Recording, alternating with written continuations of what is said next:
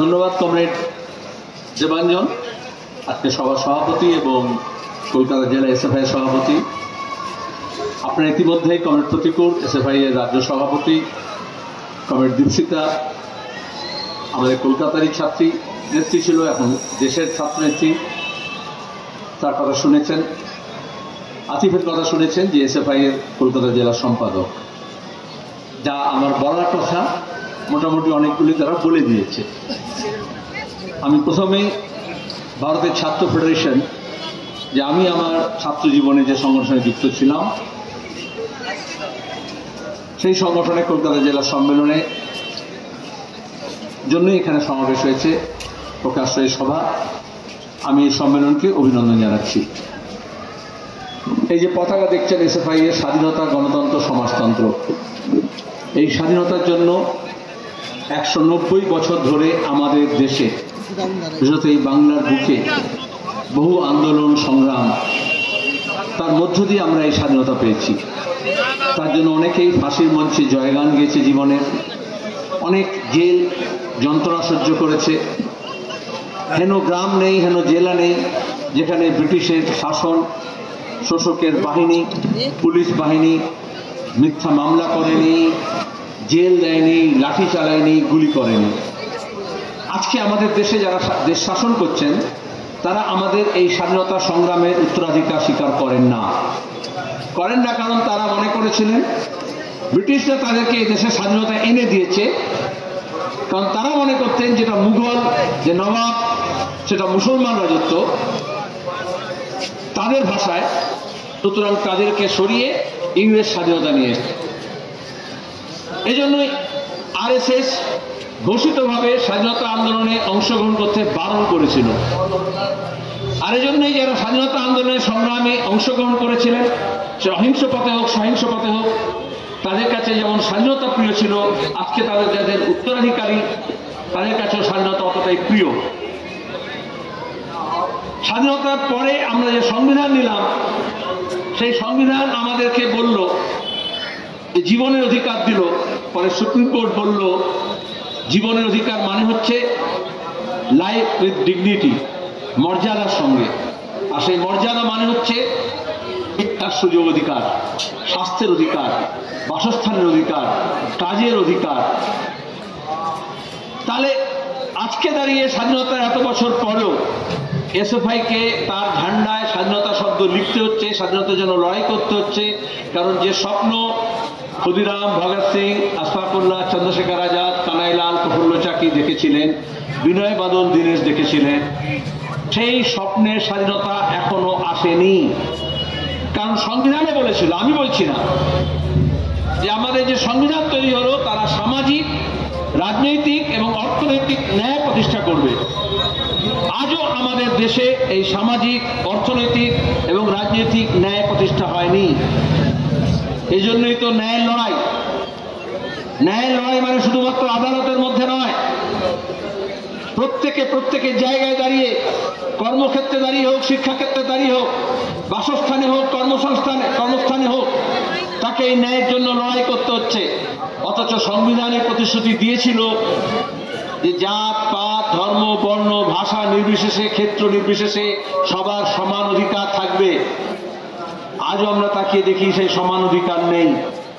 সেই সাম্যের লড়াই, সে নারী পুরুষের হতে পারে, সে জাত, পাত, ধর্ম, বর্ণ নির্বিশেষে হতে পারে। বিশেষত অর্থনৈতিক বৈষম্য বাড়ছে। যে অর্থনৈতিক সাম্যের কথা বলা হয়েছিল তাকে ভেঙে চুরমার করে দেওয়া হচ্ছে, সেই ধারণাকেই পাল্টে দেওয়া হচ্ছে। কারণ আজকে যারা আছে তারা মনে করেন এই যে আপনাদের ঝান্ডায় যে সমাজতন্ত্র শব্দ লেখা আছে, যে সমাজতন্ত্রটা সবচেয়ে গৃহীত শব্দ। অথচ আমরা জানি যারা ভগৎ সিং এর উত্তরাধিকার স্বীকার করি, স্বাধীনতা আন্দোলনের সময় ভগৎ সিং যে সংগঠন তৈরি করেছিলেন তার নাম ছিল HRA, হিন্দুস্তান রিপাবলিকান আর্মি। পরে চন্দ্রশেখর আজাদ, ভগৎ সিং তারা বললেন স্বাধীন হবে দেশ, কিন্তু তার চরিত্র কি হবে, সেই জন্য HR এর সঙ্গে একটা S শব্দ যুক্ত করলেন, হিন্দুস্তান সোশ্যালিস্ট রিপাবলিকান আর্মি। তাই যে দেশ কল্পনা করেছিলেন সেখানে সাম্য হবে, সমতা হবে। আজও দাঁড়িয়ে আমাদের দেশে যেমন নারী পুরুষের সাম্য নেই, সেখানে যে মন্দির, মসজিদ, উপাসনা গৃহ নিয়ে, উপাসনা পদ্ধতি নিয়ে পোশাক আশাক নিয়ে, খাদ্য নিয়ে যেটা হচ্ছে, এটা এই বৈষম্যকে আরো বাড়িয়ে দেওয়ার জন্য, একজন মানুষকে সঙ্গে আরেকজন মানুষের মধ্যে যে সাঁকো তৈরির কথা ছিল সেটাকে ভেঙে চুরমার করার জন্য, এটাকে বলে আদারিং। আজকে পৃথিবীতে সমাজবিদ্যার ক্ষেত্রে এই ভীষণভাবে ঘৃণিত শব্দ হচ্ছে আদারিং, অর্থাৎ পিপল নট লাইক আস। সে আমার মতো নয়, আমাদের মতো নয়। কি ভিত্তিতে ঠিক হবে? প্রধানমন্ত্রী বললেন সিএ এনআরসির সময় পোশাক দেখে ঠিক হবে। গত 5 বছর আগে বিধানসভা নির্বাচনের সময় আমাদের মিডিয়াগুলো খুব বিজয়বর্গী নিয়ে হয়েছে করছিল। বিজয়বর্গী বলল খাদ্য নিয়ে কারা দেশ শাসন করছে বুঝতে পারছেন? বললো আমার বাড়িতে মিস্ত্রি কাজ করতে এসেছিল, দুপুরে দেখলাম তারা মুড়ি খাচ্ছে, কেউ চিড়ে খাচ্ছে, আমি বুঝলাম ওরা সব বাংলাদেশি। অর্থাৎ খাদ্য দেখে তারা বুঝবে সে কোন দেশের মানুষ, ভাষা দেখে ঠিক করবে। এটাকেই বলে আদারিং। প্রতিদিন এরকম তালিবানি ফতোয়া দেওয়া হচ্ছে। একরকম আমরা জানি নানা ভাষা, নানা মত, নানা পরিধান, বিবিধের মাঝে দেখো মিলন মহান।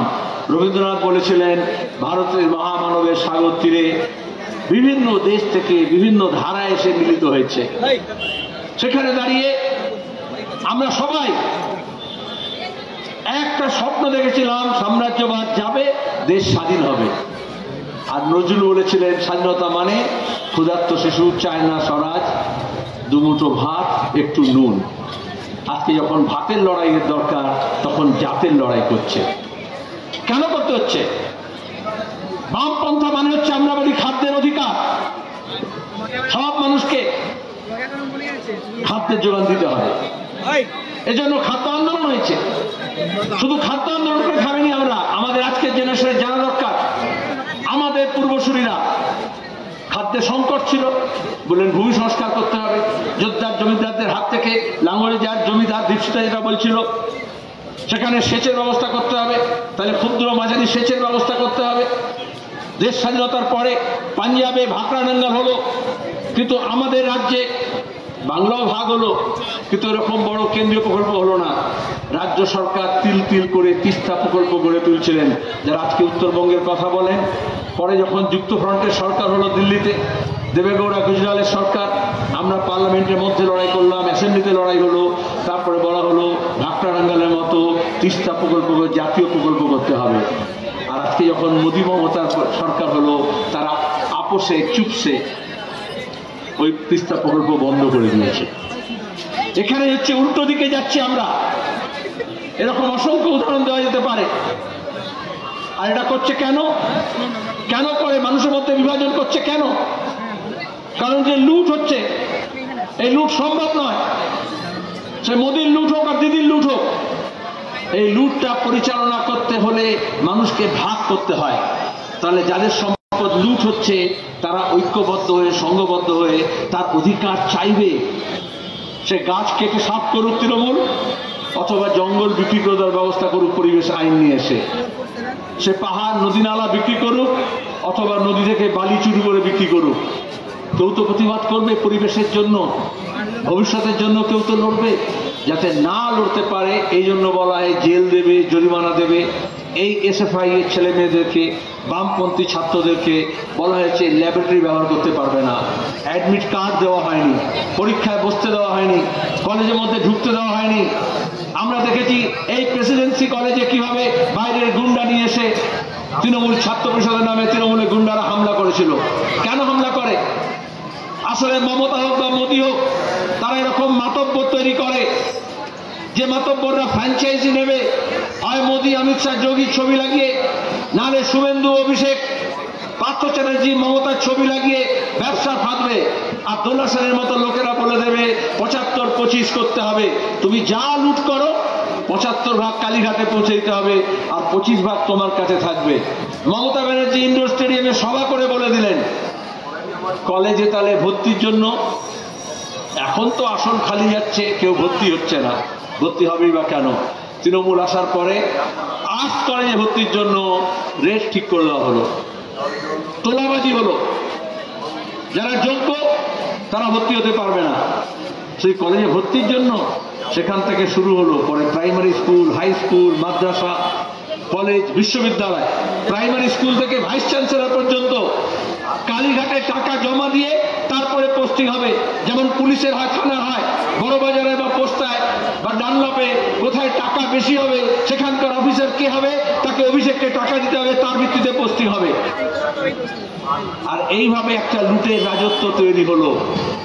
একদিনে ওই যে শাহজাহান তৈরি হয় না, লোকে বলে না মুঘল সাম্রাজ্য, রোম সাম্রাজ্য একদিনে গড়ে ওঠেনি।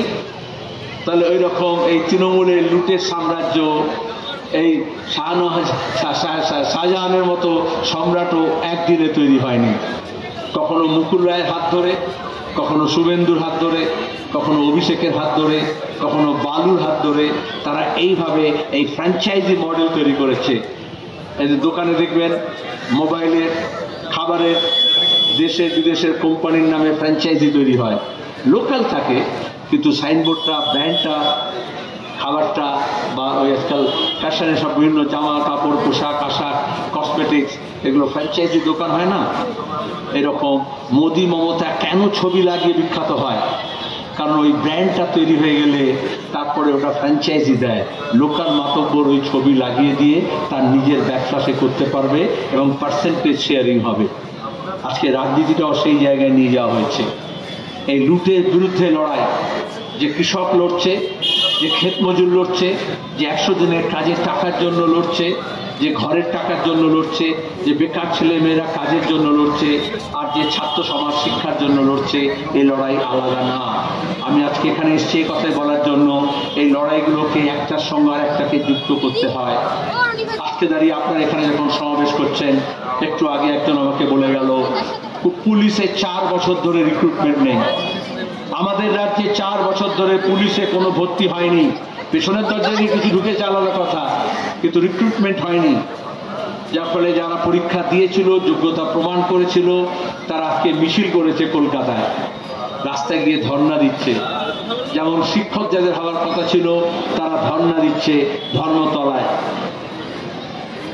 এই শিক্ষক যখন নিয়োগ হচ্ছে না, সে মাদ্রাসায় হচ্ছে না, স্কুলে হচ্ছে না। মাদ্রাসা সার্ভিস কমিশনে দুর্নীতি হয়েছে, স্কুল সার্ভিস কমিশনে দুর্নীতি হয়েছে। মাঝখানে বিজেপি এসে বলল মাদ্রাসা আলাদা, স্কুল আলাদা। ওই আদারিং এই জন্যই করতে হয়। তাহলে মাদ্রাসার ছেলেমেয়েরা আলাদা হও আর স্কুলের ছেলেমেয়েরা আলাদা হও, হিন্দু আলাদা হও, মুসলমান আলাদা হও। তাহলে কেন বুঝতে পারছেন মন্দিরকে ঘিরে এত উত্তেজনা তৈরি করতে হয়? মন্দির তো আগেও ছিল, কেন মোদীকে বলতে হয় রাম মন্দির, ভব্য মন্দির তৈরি করতে হবে? আর মমতাকে তার পাল্টা কেন বলতে হয় আমি তাহলে জগন্নাথ মন্দির করে দিচ্ছি? তারপরে কাউন্সিলর, পঞ্চায়েত প্রধান যে যত লুট করেছে বলে পাড়ায় পাড়ায় মন্দির তৈরি করে দিই। আসলে যখন আমরা বলছি দেশের রাজনীতি কি হবে, বিধানসভায়, লোকসভায়, পুরসভায়, পঞ্চায়েতে কোন বিষয়ে আলোচনা হবে, পুর প্রশাসক, পঞ্চায়েত প্রশাসক, দেশের প্রশাসক, রাজ্যের প্রশাসক কোন দিকে নজর দেবেন, এটাকে প্রায়োরিটাইজ করতে হয়, প্রাথমিকতা ঠিক করতে হয়। কোনটা দরকার? নর্দমা পরিষ্কার করা, নর্দমা তৈরি করা, পানীয় জল সরবরাহ করা, বাসস্থান দেওয়া, কলকারখানা গড়ে তোলা, সেচের ব্যবস্থা করে দেওয়া, ব্রিজ, হাসপাতাল তৈরি করা, স্কুল, কলেজ, বিশ্ববিদ্যালয় তৈরি করা, পেশা শিক্ষা, বৃত্তি শিক্ষা প্রসার করা, নাকি তারা মনে করছেন সবচেয়ে জনপ্রিয় কাজ হচ্ছে, আর তাতে রেশারেশি হয়, তোমার মন্দির উঁচু হবে না, আমার মন্দির উঁচু হবে। এখানে জগন্নাথ মন্দিরের জন্য শ্রী শ্রী জগন্নাথ ঠাকুর আর রাম মন্দিরের জন্য রামচন্দ্র, এদের মধ্যে কোনো বিবাদ নেই। কিন্তু তাহলে মোদি মমতায় বিবাদের নাটক সাজানোর জন্য বলছে ওই যে তুতু ম্যামে করে তার ব্যবস্থা করছে। এজন্য গীতা পাঠ আর চণ্ডী পাঠের আয়োজন করা হয়েছিল। এখানে বইয়ের যারা ব্যবসা করেন, বিক্রি করেন, যারা ছাপান, যারা পাবলিক, তারা বুঝতে পারছেন যখন মাধ্যমিকে ছাত্র সংখ্যা কমে যায়, পরীক্ষার্থীর সংখ্যা কমে যায়, যখন উচ্চ মাধ্যমিকে পরীক্ষার্থীর সংখ্যা কমে যায়, যখন কলেজ, বিশ্ববিদ্যালয়, এমনকি ইঞ্জিনিয়ারিং কলেজে ছেলেমেয়েরা ভর্তি হচ্ছে না, তখন এই গোটা সেই পেন্সিল বলুন, কলম বলুন, কাগজ বলুন, খাতা বলুন, বই বলুন, তার বিক্রি কমে যায়। 34 বছর বামফ্রন্ট সরকার আমরা ধাপে ধাপে জনশিক্ষার প্রসার করেছিলাম। যেখানে প্রাইমারি স্কুল ছিল সেখানে জুনিয়র, যেখানে জুনিয়র হাই ছিল সেখানে হাই, যেখানে হাই ছিল সেখানে হায়ার সেকেন্ডারি, যেখানে স্কুলে শিক্ষকদের মাইনে হতো না সেখানে মাস মাইনের ব্যবস্থা করা, যেখানে যে কোনোভাবে স্কুলের নিয়োগ হতো সেখানে school service commission, college service commission, madrasa service commission. আর মমতা ব্যানার্জি এসে বললেন উল্টে দাও, পাল্টে দাও। তাহলে যেখানে স্কুল খুলছিল সেখানে স্কুল বন্ধ হচ্ছে, যেখানে কলেজে আসন পাওয়া যাচ্ছিল না সেখানে এখন কলেজে আসন খালি যাচ্ছে। এই পরিবর্তন কি পশ্চিমবঙ্গ চেয়েছিল? কিন্তু এই যে বলে পাকে চক্রে ভগবান ভূত হয়ে যায়, ওরকম চিট ফান্ডের টাকায় নায়ক নায়িকা গায়ক গায়িকা শ্যালক শালিকা সবাইকে জড়ো করে হোর্ডিং লাগিয়ে দিয়ে বলা হয়েছিল পরিবর্তন চাই। আর মমতা ব্যানার্জি বলেছেন এলোমেলো করে দেওয়া লুটে পুটে খায়। গত 1 দশকের বেশি সময় ধরে এই রাজ্যকে এলোমেলো করে লুটে পুটে খাওয়া হয়েছে, আর তার বিরুদ্ধে লড়াই। সেই লড়াইটা করার জন্য সংবিধান গণতান্ত্রিক অধিকার দিয়েছে, কিন্তু আমাদের রাজ্যে সেই গণতন্ত্রকে ছারখার করা হচ্ছে।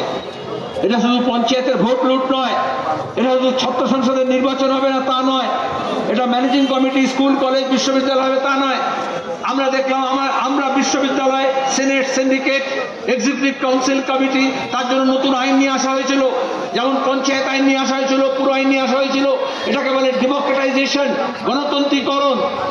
আর এখন তার ঠিক উল্টো হলো, আরাবুলকে কলেজের প্রেসিডেন্ট করে দিতে হবে। তৃণমূলের সবচেয়ে চোর, সবচেয়ে গুন্ডা, সবচেয়ে বদমাইশ, সবচেয়ে দর্শককে বসিয়ে দিতে হবে মাথায়। আর কিছু শিক্ষাবিদ এমন জুটেছেন যারা নিজের স্বার্থে দুর্নীতিকে প্রশ্রয় দিয়েছেন, মস্তানদেরকে মাথায় তুলে নিয়েছেন। আর তবেই তো আজকে কলকাতা বিশ্ববিদ্যালয় নয়, সবকটা বিশ্ববিদ্যালয় দেখুন ভাইস চ্যান্সেলর নিয়ে হাইকোর্টে যাচ্ছে মামলা, রাজভবনের সঙ্গে যাচ্ছে, প্রতিদিন নাটক হচ্ছে। রাজভবন আর নবান্নের মধ্যে নাকি ঝামেলা হচ্ছে, কিন্তু আদতে সরকারি পৃষ্ঠপোষকতায় যে শিক্ষা ব্যবস্থা আছে সেই শিক্ষা ব্যবস্থাকে লাটে তুলে দেওয়ার ব্যবস্থা করা হচ্ছে। আমাদের মতো মানুষ আমরা আজকে আধুনিক শিক্ষার সুযোগ পেতাম না যদি সরকারি পৃষ্ঠপোষকতায় প্রাথমিক স্কুল, কর্পোরেশনের primary school, high school, higher secondary school, college, বিশ্ববিদ্যালয় না থাকতো। তাহলে আজকে আর মোদি আর মমতার মধ্যে কোনো কম্পিটিশন হচ্ছে না। বিজেপি আর তৃণমূল দুজনে মিলেই এই সরকারি পৃষ্ঠপোষকতায় গভর্নমেন্ট স্পন্সার্ড, গভর্নমেন্ট ফাইন্যান্স যে এডুকেশন সিস্টেম আছে তাকে নষ্ট করে দিচ্ছে। তারপরে 5 স্টার হোটেলের মতো 5 স্টার স্কুল হবে, কলেজ হবে, বিদেশি কোম্পানিগুলো ডিগ্রি বেচার দোকান খুলে দেবে, দরকার হলে কিছু ছেলেমেয়েরা বিদেশে গিয়ে পড়াশোনা করবে, কিন্তু সেটা গণশিক্ষা হবে না। একটা ক্লাসের ব্যাপার, একটা মাসের ব্যাপার।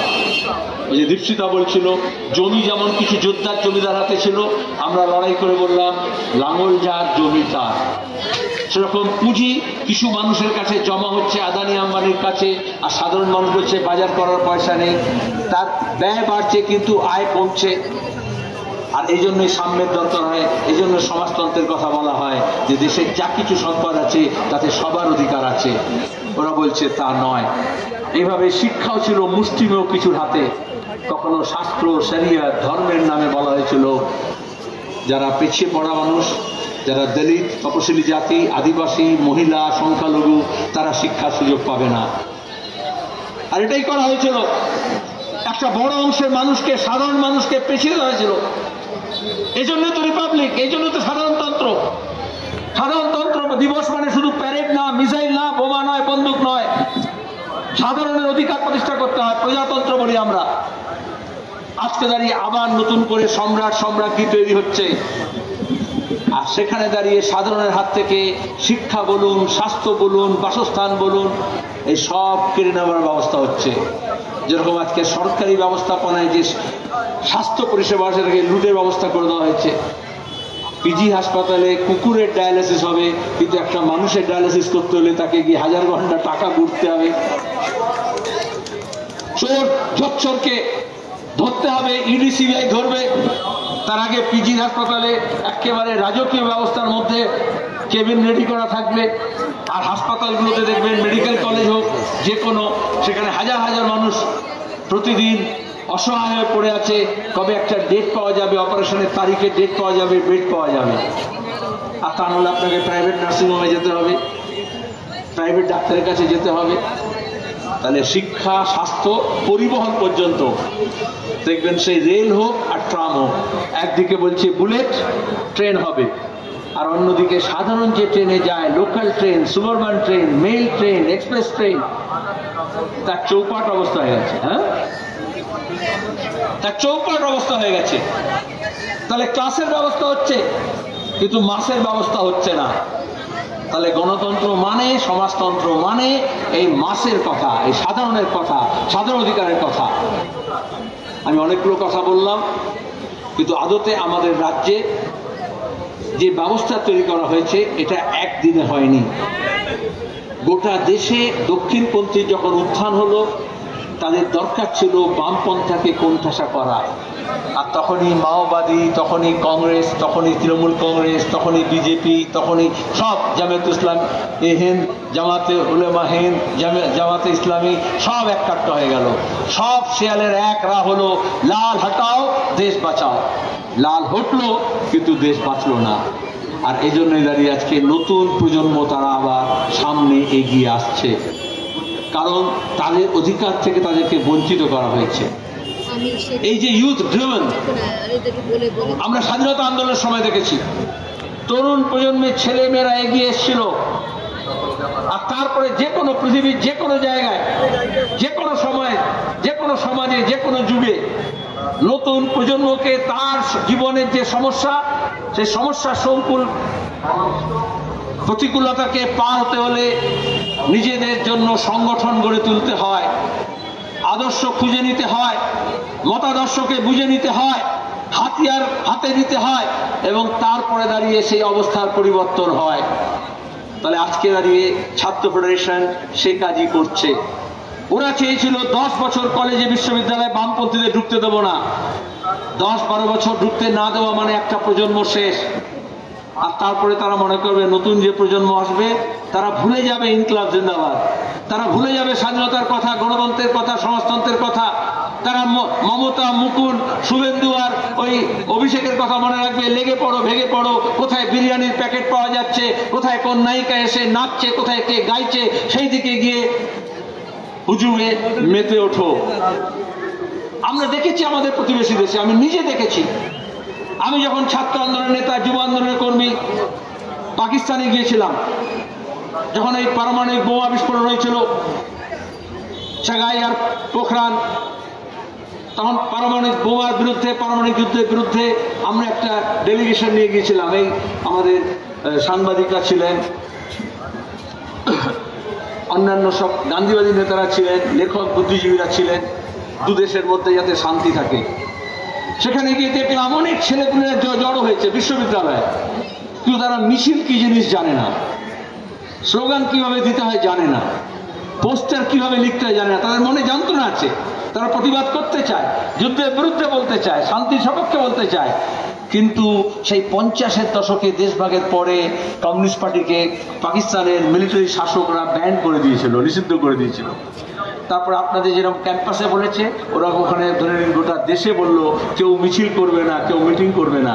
এখানে মমতা যেমন বলেছিলেন মুখে লুকোপ্লাস লাগিয়ে রাখো, পতাকা রন্ধ্র থাকবে না, শহীদ বেদি থাকবে না, অফিস খুলবে না। যার ফলে 53 সালের পর থেকে 97-তে এসে আমরা দেখলাম যে মানুষ তার রাগ প্রকাশ করতে চাইছে, কিন্তু সেই প্রকাশ করার সংগঠন নেই, মাধ্যম নেই, ভাষা নেই, ভাষ্য নেই। তাহলে আমি বললাম একটা ওয়ার্কশপ করতে হবে তোমাদেরকে, কিভাবে স্লোগান দিতে হয়, কিভাবে পোস্টার লিখতে হয়, কিভাবে মিছিল করতে হয়। আমরা বাংলাদেশে দেখেছি, আর এটাই আমাদের দেশেও সেই চেষ্টাটাই করা হচ্ছে। দেখবেন এই যে কলেজ বিশ্ববিদ্যালয়ে কোনো ছাত্র সংসদ হবে না, এখানে মোদী এবং মমতার মধ্যে কোনো তফাৎ নেই, বিজেপি আর তৃণমূল এক। শুধু মন্দিরের রাজনীতি নয়, কারণ অধিকার কেড়ে নিতে হলে প্রথমে আক্রমণ করতে হয় গণতন্ত্রের উপরে, যাতে মানুষ কথা না বলে, মানুষ যাতে আওয়াজ না তোলে। আজকে ছাত্র ফেডারেশনের কর্মীদেরকে আমি কুর্নিশ জানাচ্ছি, তারা এই শত বাধাকে অতিক্রম করে ঝান্ডাকে ধরে নিয়ে ইনকলাব জিন্দাবাদ বলছে। ভগৎ সিং, ক্ষুদিরাম, বিনয় বাদল দীনেশের উত্তরাধিকারকে স্বীকার করছে, স্বাধীনতা, গণতন্ত্র, সমাজতন্ত্রের কথা বলছে। পরিষ্কার কথা। এখানে দাঁড়িয়ে মমতা ব্যানার্জি কালকে বললেন, পরশুদিন, যে আমি সংহতি মিছিল করব। কেন করতে বললেন?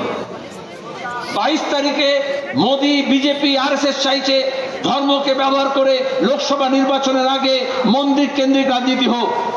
আমরা যখন বলছি কাজের কথা বলো, শিক্ষার কথা বলো, মূল্যবৃদ্ধির কথা বলো, কালো টাকার কথা বলো, লুটের বিরুদ্ধে বলো, দুর্নীতিকে ধরো, চোর ধরো, জেল ভরো, তখন বিজেপি বলছে না সবাই মন্দির চলো।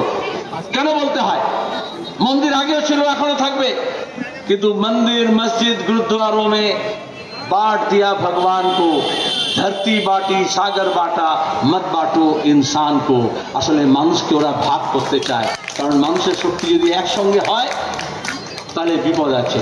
আর তখনই যেটা করে, নিজের নিজের ধর্মের শ্রেষ্ঠতাকে নিয়ে চিৎকার করতে হয়, अपने अपने धर्म का मत मचाओ शोर, अपने अपने धर्म का मत मचाओ शोर, रास्ते सब जाते हैं एक ही घर की ओर। আসলে আলাদা যত মত তত পথ, এটাই তো গণতন্ত্র। সেখানে যখন স্বৈরতন্ত্র আসে, সেখানে যখন ফ্যাসিবাদ আসে, তখন সেখানে শুধু গণতন্ত্র, সমাজতন্ত্র, স্বাধীনতা হরণ হয় না, তখন আপনার পোশাককেও, সেই মুসলিম ফান্ডামেন্টালিস্ট হোক আর হিন্দু উগ্র সাম্প্রদায়িক হোক, সে বলবে আপনি এই পোশাক কেন পরেছেন, ওই পোশাক কেন পরেছেন, আপনার হাঁটুর ওপরে এতটা কাপড় কেন, মেয়েরা কেন এটা পরেছে, আপনার চুলের সাইজটা এরকম কেন, কেউ বলবে দাড়ি রেখেছো কেন, কেউ বলে দাড়ি রাখোনি কেন। এটা নিয়ে তো বিভেদ তৈরি করা হচ্ছে। এটাকেই বলে কম্পিটিটিভ কমিউনালিজম। তাহলে ওরা যখন লোকসভা নির্বাচনের আগে ধর্ম কেন্দ্রিক রাজনীতি করতে চাইছে, আমরা বামপন্থীরা বলছি মানব কেন্দ্রিক রাজনীতি হোক, মানুষের সমস্যার বিষয়গুলো নিয়ে সামনে আসুক, এবং সেখানে হচ্ছে জীবনের কথা, জীবিকার কথা, মানুষের ইজ্জতের কথা, সম্মানের কথা, ন্যায়ের কথা, অধিকারের কথা, নিরাপত্তার কথা, সেইগুলো তারা সামনে আনতে চাইছেন না। আর নিরাপত্তা মানে দেখবেন দক্ষিণপন্থীরা সবসময় বলে দেশের নিরাপত্তা, রাষ্ট্রীয় সুরক্ষা, আমরা বলি সামাজিক সুরক্ষা। দুটোর মধ্যে তফাৎ আছে। একজন বয়স্ক মানুষ, তার পেনশন দরকার হয়, একজন কর্মরত মানুষের ছুটি দরকার হয়, পেড হলিডে দরকার হয়, এগুলোকে বলে সামাজিক সুরক্ষা, কিন্তু ওরা বলে রাষ্ট্রীয় সুরক্ষা। এখানে হচ্ছে সব দিক থেকে আলাদা দৃষ্টিভঙ্গি। এবং এখানে দাঁড়িয়ে যারা মনে করছেন কোনো এইসব কলেজ চত্বরে, আমি পরিষ্কার বলছি, অনেক অতি বামপন্থী আছেন, এসএফআই এর মিটিং বলে আমি বলে দিচ্ছি, হুঁশিয়ার থাকতে হবে। সামনে দাঁড়িয়ে বিপ্লবী সাজে আর তলায় তলায় গিয়ে হয় বিজেপি বা মোদির সঙ্গে, বিজেপি বা তৃণমূলের সঙ্গে লাইন লাগায়। আমরা এখানেও দেখছি, এই পশ্চিমবঙ্গের বুকেও দেখছি। আমরা যখন বলছি বাম বিকল্পের কথা বলুন, বাম বিকল্পের কথা বললাম যেখানে জীবন জীবিকার প্রশ্ন হবে এবং যেখানে দাঁড়িয়ে ধর্মভিত্তিক রাজনীতি বিরোধিতা হবে, তখন দাঁড়িয়ে আমরা দেখছি তৃণমূলের টাকায়, তৃণমূলের বদান্যতায় বামপন্থী সাজা মানুষ, যেমন মাওবাদীদের আমরা জানি, সালতু সোরেনের যখন লাশ পড়ছিল, এই কিষেনজি কত বড় নকশাল নেতা হিসেবে মাওবাদী সেজে ভাড়ায় খাটতে এসেছিলেন। তারপরে শুভেন্দুর টাকায় এই কলকাতা পুলিশ, এই সিআইডির কাছে সব টেপ রেকর্ডার আছে, ফোনে কথা বলছে কিষেনজি আর শুভেন্দু যে যা দানা পানি খানা পিনা লাগে সব মমতা দেবের ব্যবস্থা করেছি, কিন্তু সিপিআইএম এর লাশ দেখতে হবে। তখন আমরা বুদ্ধিজীবীকে দেখেছি, টেলিভিশন চ্যানেল বলছে সকালে বিকেলে 4-5টা সিপিআইএম এর লাশ দেখবো। কাদের জন্য বলেছিলেন, কাদের স্বার্থে বলেছিলেন? আজকে শিক্ষাকে যখন লুট করা হচ্ছে, স্বাস্থ্য ব্যবস্থাকে যখন ভেঙে দেওয়া হচ্ছে, কলেজ বিশ্ববিদ্যালয়কে যখন শেষ করে দেওয়া হচ্ছে, রাজ্যপাল আর নবান্নের ঝগড়ার নাটক করে দিয়ে বিশ্ববিদ্যালয়ে উপাচার্য নেই, কলেজে স্কুলে মাদ্রাসার শিক্ষক নেই, যখন দাঁড়িয়ে সেই প্রশ্নে লড়াই হবে, তখন তারা দাঁড়িয়ে যেভাবে বিজেপি চাইছে, আরএসএস চাইছে মন্দির কেন্দ্রিক রাজনীতি হোক। কিছুদিন আগে দেখলেন আপনারা, ওরা বলল চণ্ডী পাঠ করব, কিন্তু বাংলার মানুষ নড়লেন না। ওরা বলল গীতা পাঠ, তৃণমূল বলল আমরা চণ্ডী পাঠ করব। এটাই তো কম্পিটিশন। সহজ পাঠ তুলে দিচ্ছে, বই পড়া শেষ করে দিচ্ছে, আর অন্যদিকে বলছে চলো এখন ধর্মগ্রন্থ পাঠ করব। আমরা বলছি কার সঙ্গে যাচ্ছে? হলো না। হাজারো ছাত্র যুবরা এলো, যৌবনের ডাকে ব্রিগেডের সমাবেশ হলো, যেখানে বলা হলো না বাংলার রাজনীতি তার নিজস্ব সক্রিয়তা নিয়ে থাকবে। আজকে বাংলার ভবিষ্যৎ নবান্ন চৌপাট করছে, কিন্তু 56 বাঁচাতে পারবে না, 356 বাঁচাতে পারবে না। বাংলার মানুষকে ঐক্যবদ্ধ করতে হবে। আর যখন ঐক্যবদ্ধের কথা বলছি, তখন আবার মন্দির মসজিদ নিয়ে সামনে নিয়ে আসছে। ওরা বলছে রাম মন্দির করব, মমতা ব্যানার্জি বলছেন কেন? আমি মন্দিরে যাব, গুরুদ্বারায় যাব, কালীঘাটে যাব, গির্জায় যাব, চার্চে যাব, 22 তারিখে যাব। খেয়াল রাখবেন, 22 তারিখে পরের দিন 23 তারিখ নেতাজি সুভাষচন্দ্র বসুর জন্মদিন, 5 বছর আগে 2019-এর নির্বাচনের আগে নেতাজি সুভাষচন্দ্র বসুর 125তম বার্ষিকী। মোদি চলে এলেন ভিক্টোরিয়া মেমোরিয়ালে, বিশাল করে তামাশা হলো। আবার ভোট হয়ে গেল, আর নেতাজির নাম নেই। আর মোদি মমতা মিলে নেতাজি ভুলে গেলেন, আজাদিন ফৌজ ভুলে গেলেন, আজাদিন ফৌজের নারা ইত্তেফাক ইত্তেফাক কুরবানি সেটা ভুলে গেলেন, স্বাধীনতা আন্দোলন ভুলে গেলেন। জয় শ্রীরামের স্লোগান নিয়ে বিজেপি এবং তৃণমূলের মধ্যে তারস্বরে দেখা গেল কে কার পক্ষে। এইটাকেই আমরা বলছি বাইনারি। এটাই হচ্ছে বিভাজন, এটাই হচ্ছে তুমি এ পক্ষে না ও পক্ষে। এইভাবে বুশ ইরাকে যুদ্ধের সময় আমরা দেখেছিলাম, যখন বোমা ফেলছিল বলেছিল যুদ্ধ একদিকে আর হচ্ছে টেরোরিজম আর একদিকে, সন্ত্রাসবাদ। আমরা বললাম না, যুদ্ধ খারাপ, সন্ত্রাসবাদও খারাপ। বললো না, তৃতীয় কোনো পক্ষ হয় না, হয় তুমি যুদ্ধের পক্ষে নালে তুমি সন্ত্রাসের পক্ষে। আমরা বললাম সন্ত্রাস দিয়ে যুদ্ধ আটকানো যায় না, যুদ্ধ দিয়ে সন্ত্রাসকে আটকানো যায় না। আজকে 2 দশক পরে মানুষ দেখতে পাচ্ছেন এখনো সেই অবস্থা আছে। এইভাবেই আমাদের এখানে বলা হচ্ছে, বলো তুমি এই মন্দিরের দিকে আছো না ওই মন্দিরের দিকে আছো, রাম মন্দিরে আছো না জগন্নাথ মন্দিরে আছো। এইভাবে বাইনারি তৈরি করা হয়, এইভাবে একটা বিভাজন করার চেষ্টা করা হচ্ছে। আর সেখানে দাঁড়িয়ে কিছু কিছু বিপ্লবী আনা দেখানোর লোকজন ভাড়ায় যারা খাটে, যখন আমরা বাম বিকল্পের কথা বলছি তখন তারা বলছে একটা বিকল্প বাম গড়ে তুলতে হবে। তাদের মধ্যে কেউ কেউ মমতা ব্যানার্জির মধ্যে লেনিন খুঁজে পাচ্ছেন, মমতা ব্যানার্জির টাকায় নিয়ে এসে লেনিনের ছবি লাগাচ্ছেন। কলেজ বিশ্ববিদ্যালয়ের ক্যাম্পাসগুলোতে যখন বামপন্থীরা যেতে পারবে না, এসএফআই কাজ করতে পারবে না, তখন দাঁড়িয়ে এবিভিপি কে জায়গা খুলে দিয়েছে। আজকে দাঁড়িয়ে পশ্চিমবঙ্গে ভারতে বিজেপির বিরুদ্ধে যদি কথা বলতে হয়, এবং বলতেই হবে, কিন্তু তৃণমূলকে ছাড় দেওয়া যাবে না।